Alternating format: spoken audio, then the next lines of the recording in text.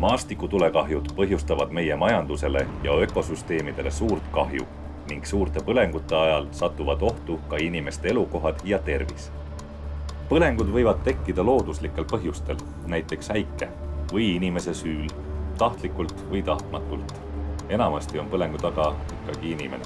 Rita Kaugseire projekti üks osa on maastikupõlengud, nende ennetamine, prognoosimine, kahjude hindamine, ärahoitud kahjude hindamine. Teatavasti metsa- ja kulupõlengute läbi me kaotame üsna palju loodusväärtusi ja selle tõttu on võimalikult parem tuleohu hindamine ja tulekahjude ennetamine oluline teema.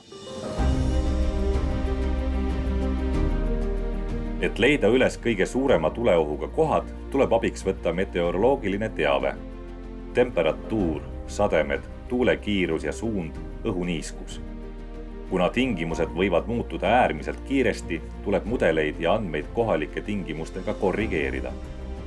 Ilmaradarilt saame sademete andmed, mida kalibreeritakse jaamades mõõdetud sademetega. Eesti ilmajaamades on umbes 40-50 sellist instrumenti, nagu meil siin taustal on, millega mõõdetakse sademete hulka iga umbes 10 minuti tagant. Kui me tahame saada väga täpset sademejaotust, näiteks iga ruutkilomeetri peale mingi konkreetse väärtuse, siis see tähendab seda, et meil peaks olema 45 000 sellist instrumenti, sest Eesti pindal on 45 000 ruutkilomeetrit. Radari andmete kaasamine aitab meile tegelikult saada informatsiooni ka nende alade kohta, kus meil konkreetset maapealset instrumenti pole.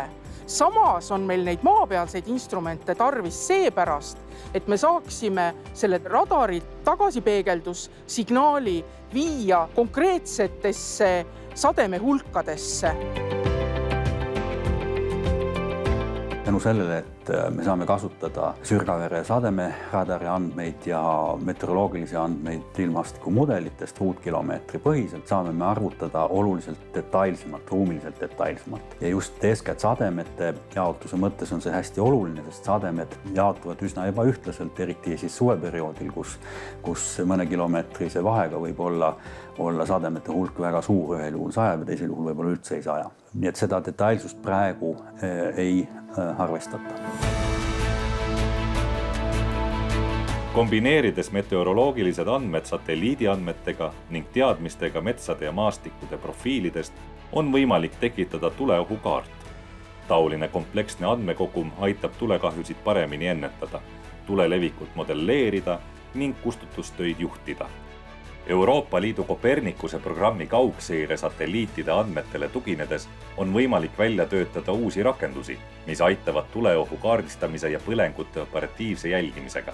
Peale ruumilise lahutuse paranemise paraneb ka siis põlevmaterjali hulga arvutus tänu Maa-ameti ETAK-i andmetele ja LIDAR-i andmetele on võimalik põlevmaterjali hulka, eriti siis metsas, hinnata palju täpsemalt, kui seda siiani arvestatakse ja see on siis eriti tuleleviku modelleerimise puhul üsna oluline sisend.